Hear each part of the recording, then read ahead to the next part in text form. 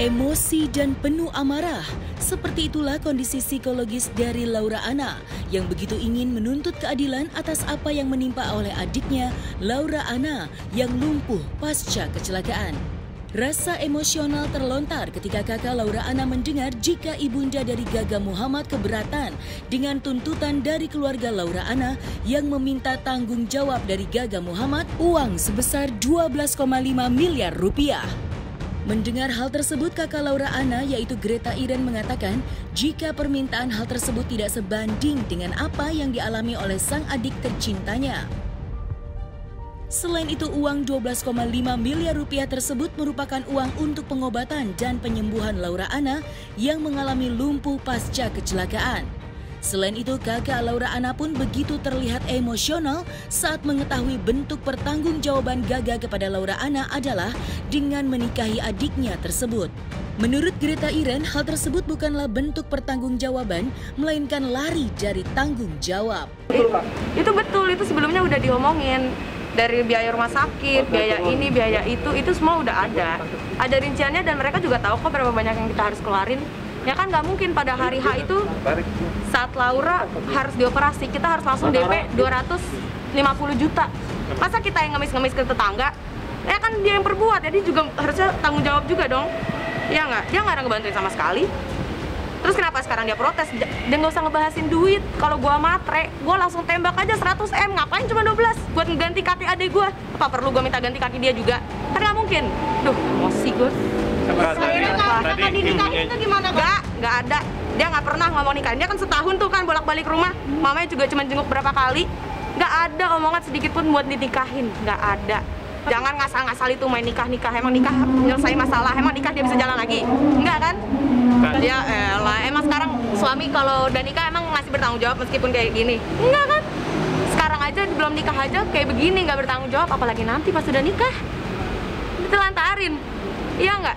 Sekarang aja ditelantarin, ditinggalin kok. Pas masuk jalur hukum dia langsung pergi, nggak mau tanggung jawab lagi sama sekali. Padahal orang udah mohon-mohon, ngemis-ngemis kayak orang gila itu anak. Dia yang sakit, dia yang korban, masa dia yang ngemis buat tanggung jawab? Kan nggak mungkin. Kalau nggak mau tanggung jawab dari awal, bilang aja udah, ngomong. Ya kan kita dari dulu setahun juga nunggu itikat baik dari mereka. Mereka nggak ada tuh yang datang ke rumah ngomongin ibu, saya cuma bisa bantu segini. Nggak ada. Mereka bilang mereka nggak sanggup, tapi mereka masih punya supir pribadi sendiri-sendiri. Rumah masih punya, masa gue yang jual rumah gue? Gila. Mereka nggak jadi mau menikahkan Laura karena 12 miliar itu tuntutan itu yang buat mereka nggak mengurungkan niatnya. Dari dulu nggak pernah ada omongan buat dinikahin juga. Buat apa dinikahin juga? Orang masih muda, 19 tahun masa dinikahin? Emang dia hamil di luar nikah? Enggak, kita cuma butuh tanggung jawab doang. Tanggung jawab ini anak masa depannya kayak gimana karena udah dirusak sama dia. Benar nggak? Masa tanggung jawabnya dengan cara dinikahin? Itu bukan pertanggung jawab seumur hidup. Tanggung jawab yang dimaksud Itu namanya lari dari tanggung jawab. Tanggung jawab yang dimaksud Kak Iren itu sebenarnya harusnya seperti apa sih, Kak? Ya itikat baik aja. Nih kalau mereka dari awal udah bilang, ibu saya nggak punya uang, saya cuma punya 1 juta. Kita terima. Emang kita jahat banget apa? Kita terima. Kalau dia bilang, bu saya cuma punya segini, saya nggak bisa sanggup lagi ini itu. Ya udah, diusahain. Dia kan nggak mau ada usaha sama sekali. Bukannya, ya kan di rumah sakit aja dia berapa operasi aja langsung 250 juta cash.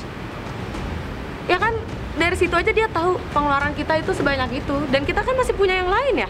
Kita masih punya adik saya 2 kecil masih sekolah, kuliah, hidup. Lah emang dia doang yang punya keluarga? Ya masa kita yang ngemis-ngemis? Kan nggak mungkin. Masa kita yang harus kerja banting tulang? Padahal kan ini karena perbuatan kelalaiannya dia sendiri. Mau apa lagi? Jadi jangan malah memutarbalikkan fakta. Jangan bilang karma nanti ada di Laura. Laura lihat tuh udah tenang dia di sana. Pada saat dia menuntut 12 miliar, aku sudah bilang sama bapaknya, saya tidak sanggup kalau 12 miliar. Kalau hari itu dia minta Gaga pertanggungjawaban, dia minta dinikahi Laura. Maka saya katakan, ya, oke. Saya kasih nikah. Setahun, kurang lebih setahun. Ya, Desember tanggal 8 kejadian, Gaga tinggalkan rumahnya Laura itu tanggal 6 Desember 2020. 16 Desember 2020. Somasi? Karena dia sudah disomasi dan dia sudah di BAP. Jadi tanggal 16 itu dijemput oleh polisi. untuk di BAP. Jadi di proses hukum. Di proses hukum, jadi dia nggak balik lagi. Ditanyakan masalah uang 12,6 miliar. Ya. Jadi merasa apa sih setahun ini gitu loh. Jadi makanya saya memang ada kelalaian, kita tidak bisa pungkiri. Mohon saya meminta maaf atas nama keluarga, atas nama Gaga, karena pas saat kejadian umurnya 19 tahun 19, ya. betul. Umurnya 19 Masih umur tahun. 19 tahun. Jadi dia juga baru kuliah, makanya buat kuliahnya sekarang juga tidak bisa tidak bisa lanjut, jadi mohon dimaafkan. Ya. Terakhir, Mama, jadi sebenarnya upaya yang sudah dilakukan Gaga dan keluarga itu apa aja sih untuk upaya dan tingkat itu? Kita upayakan hari itu, karena kita tidak mampu memberikan 12 miliar itu, kita upayakan untuk dinikahkan. Tapi setelah kita ke orang tuanya Laura, bukan pertanggungjawaban nikah, tapi yang dia minta adalah pertanggungjawaban keuangan. Tante, tapi setelah menikah, Laura akan bisa sendiri? Bukan, setidaknya kan Gaga bertanggung jawab untuk merawat. Itu namanya pertanggungjawaban seumur hidup. Ya. Kan kondisinya kan Gaga juga belum bekerja, kan masih sekolah juga, butuh uang untuk biaya Laura, itu seperti apa? Itu kan nanti, kalau yang penting intinya kalau dia sudah menikah, kita bawa ke rumah, pasti kita bertanggung jawab dengan segala kebutuhannya. Tapi itu sempat dikatakan ke keluarga Laura kan? Saya belum sempat mengutarakan itu karena dia sudah duluan meminta 12 miliar 600. Jadi akhirnya saya urungkan niat itu ngomong. Karena bukan persoalan perasaan Laura yang dipikirkan, tapi ya bagaimana bisa dapat duit, itu aja. Jadi saya hanya pesan sama keluarganya Laura, stop untuk membuat cerita-cerita yang bohong, supaya beliau juga tenang di sana, ya, itu aja. Ya nggak apa-apa, kalau sampai sekarang dia masih geram, nggak apa-apa. Yang lebih tahu itu yang di atas, persoalan kita bohong apa enggak, ya. Oh tadi mamanya ngomong kayak gitu? Ya. Apa itu, Kak? Tuhan tidak tidur. Laura selalu bilang kayak gitu, Tuhan tidak tidur. Laura nggak pernah ngefitnah. Laura kan ada buktinya, semua chat-chatnya itu kan semua ada buktinya. Kita nggak ada ngefitnah-fitnah, kita ngomong sesuai fakta aja. Ngapain dia fitnah juga, orang dia juga korban. Buat apa dia bohong? Kalau dia masa dia bohong dia cacat? Kan enggak. Emang jelas-jelas kayak gitu. Kalau gitu ngapain dia sakit-sakitan setiap hari, nangis-nangis kakinya nggak bisa digerakin? Kan enggak. Masa fitnah ya kali, lucu banget tuh orang. Rasa emosi kakak dari Laura Anna adalah ketika kembali mengingat detik-detik Laura Anna dan Gaga Muhammad mengalami kecelakaan. Namun pihak keluarganya dan orang tua Laura Anna tidak segera dihubungi oleh pihak Gaga Muhammad. Dan yang paling membuat hati kakak dari Laura Anna sakit adalah ketika sang adik yang masih terluka saat baru saja kecelakaan, namun sudah dibawa pulang dari rumah sakit tanpa persetujuan dari keluarganya, yang pada akhirnya menyebabkan kelumpuhan. Itu lucu banget sih. Karena gini ya, ini jujur aja nih, ini ada saya dan ada mama saya. Waktu itu Gaga nggak ada di rumah. Mama langsung nanya ke Laura, karena mutasi rekening Laura itu mama yang ngecek. Mama cek, terus ada 8 juta di rumah sakit Melia. Mereka bingung dong, lah ini kenapa Laura kebayar? Mereka bilangnya udah izin Laura kan? Nggak ada izin sama sekali karena Laura di situ kaget. Hah, 8 juta aku nggak ini? Orang kartunya dipatahin, kartu Laura itu ATM-nya patah. Dan gesek gimana? Masa habis digesek langsung dipatahin?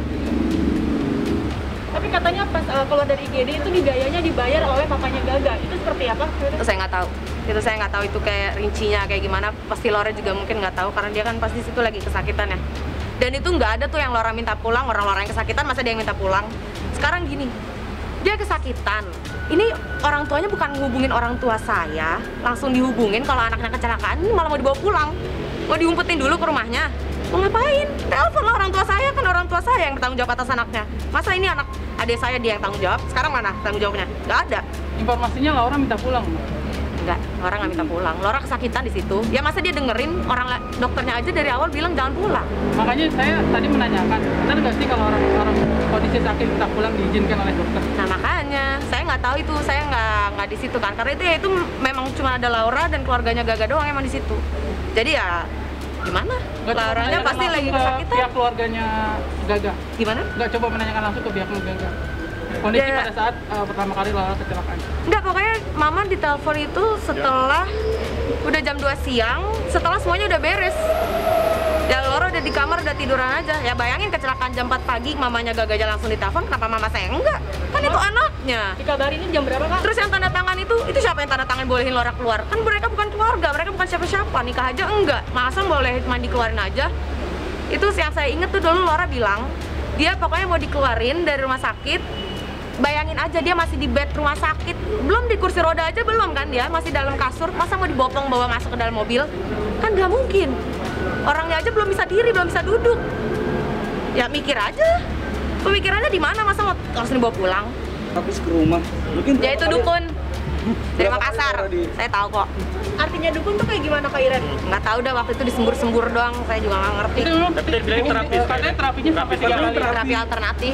Itu sampai 3 kali. Apa itu namanya? 3 hari katanya di rumah ya? Enggak, sehari doang kan, sekali doang. Tadi informasinya 3 kali loh, Kak. Iya. Enggak, sehari doang. ada perkembangannya nggak? Nggak ada juga. Ya lihat aja sampai sekarang kan, sampai meninggal juga nggak terlalu banyak perkembangannya. Laura Anna kini telah tiada dan sudah berpulang untuk selamanya. Rasa sedih tentu saja masih dirasakan oleh keluarga Laura Anna. Dan ketika kakak Laura melihat Gaga di persidangan, ada rasa kesal dan emosi di dada. Maka ketika pihak keluarga Gaga Muhammad meminta maaf kepada keluarga Laura Anna atas apa yang telah terjadi, inilah reaksi dari Greta Iren. Gimana ya, ngelihatnya males juga sih sebenarnya. Karena ya gimana, saya harus ngelihat dia yang ngerenggut adik saya. Ya saya harus apa? Saya nggak bisa ngapa-ngapain juga. Masa saya pukulin di depan situ kan nggak mungkin. Ya saya udah jalur hukum, saya nggak mau berurusan, nggak mau ngomong juga ya. Jadi ada kekesalan nggak sih melihat Gaga sebenarnya? Kesel mah pasti ada ya. Kalau saya sih ada. Saya sebagai kakak kesel pasti. Cuman mau saya sekesel apapun juga nggak akan ngebalikin Laura, itu dia. Nggak ada juga sih.